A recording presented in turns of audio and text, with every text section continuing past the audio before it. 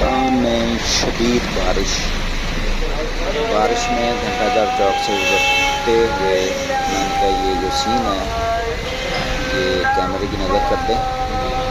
ये आलगिरी रैपुर इलाके के अंदर से गुजरते हुए बारिश का सामना करना पड़ रहा है। शदीद बारिश सैलाब ये दोनों आब मुल्तान के, और ये सामने किला दोनुमा आपको नज़र आ रहा है। मुल्तान किले के सराउंडिंग एरिया के अंदर बारिश शदीद के अंदर शहर से गुजरते हुए आपको भी दिखाना था इलाके का।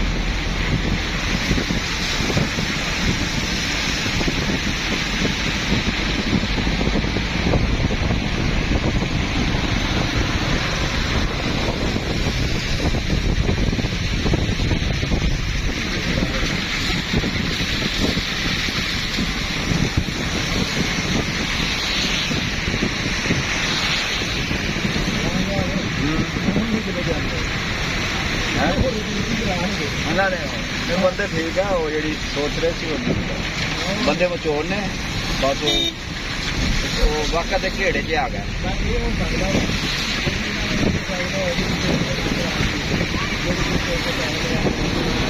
हाँ हाँ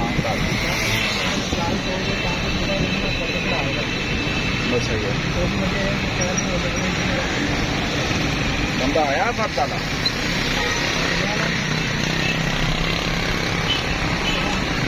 कल ना तो परसों खाली कल यार देने जरूरी है। चलो